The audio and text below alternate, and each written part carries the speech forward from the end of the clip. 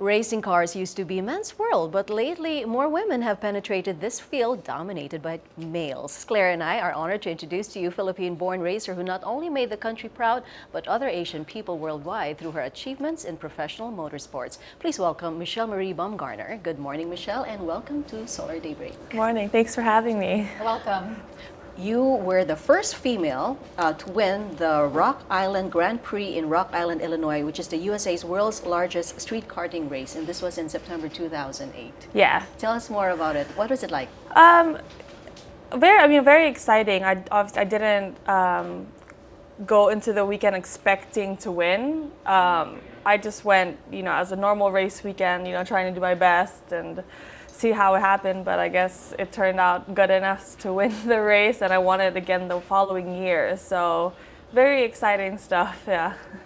And what age did you start? You started with go-karting. I started go-karts. I started racing when I was 9, but probably driving since I was 7, 8, because my dad owned that go-kart track in Subic, right across from the yacht club. So that's where me and my brother grew up, just driving pretty much every weekend. So do you still remember your first competition? Oh yeah, my first year, I was a mess. I wasn't fast. I didn't think I'd take racing seriously as obviously where I am taking it now, because I was just having so much fun as treating it as a hobby, but I enjoyed it so much that I'm taking it professionally, and I just love it. So go-kart racing or open wheel car racing, I understand. These are the vehicles. Are these the ones that are lowered and then the wheels are protruding, which is different from the other ones that we see? That are normal cars, normal cars. NASCAR, yeah. Is this more difficult to drive? No. I guess it really depends. I grew up with go-karts, so this to me, going into cars, is kind of just feels like a big go-kart. So it just pretty much came natural to me. But is it generally safe? Yeah, it's very safe. I wouldn't be doing it if it wasn't safe. Right. But of course, like any other sport, you can get hurt driving. So, but yeah, obviously we take every safety precautions driving. So.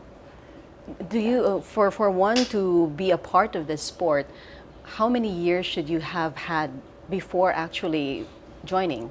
Well, with me, what I say is, because I started on go-karts, that's where you learn the basics to drive anything. And go-karts go pretty fast anyway.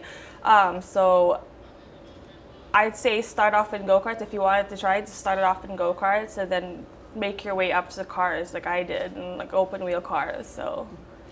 How does it feel to be the first woman champion to win one of the world's largest street karting race? Very blessed. I was backed by a good team.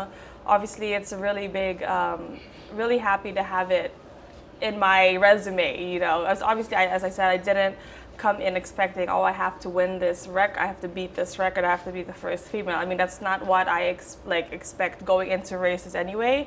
I just go there and try and do my best and just see how it goes, and sometimes I actually win, so it's a good thing. So I understand that to be part of any race, you'd have to prepare a year at least before and join other competitions before going to that bigger competition. Yeah, it takes definitely a lot of preparation for the team, a lot of driving, and obviously us drivers have to be physically fit.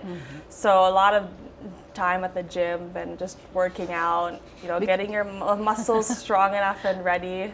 Because it's a misconception. Even if some people are saying you're just driving, why do you have to be physically fit? Yeah, a lot of people say it's kind of just why do you have to work out? Well, they don't understand. It gets really hot, and you have to have really good upper body strength and good neck muscle to hold the car, because of the G-force is just so strong. And we're probably driving 40 minutes to an hour, and sometimes with no break. So if you could imagine that, just going high speed all the time for 45 minutes to an hour, it does get tiring. And you obviously lose a lot of water. So you have to be really good hydrated. I have to work on my stamina a lot. As I said, upper body strength and neck. So as a girl being in the sport, I have to work out twice as hard just to get into the average male strength, So I believe when you compete, most of the competitions are held around the world. So you're traveling a lot, I Yes. assume. So how's that like, life on the go? I'm used to it by now. I've been traveling since like probably early 2000s with racing, you know, so I've gotten used to it.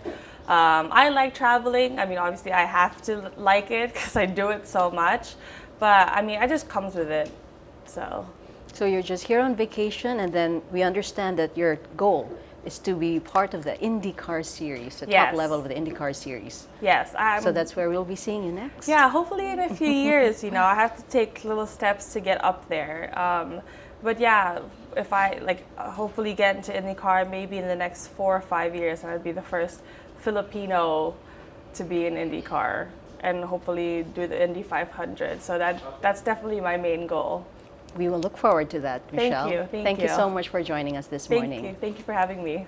Michele Thanks for being here. Bumgarner, thank you so much, and we will be seeing more of her.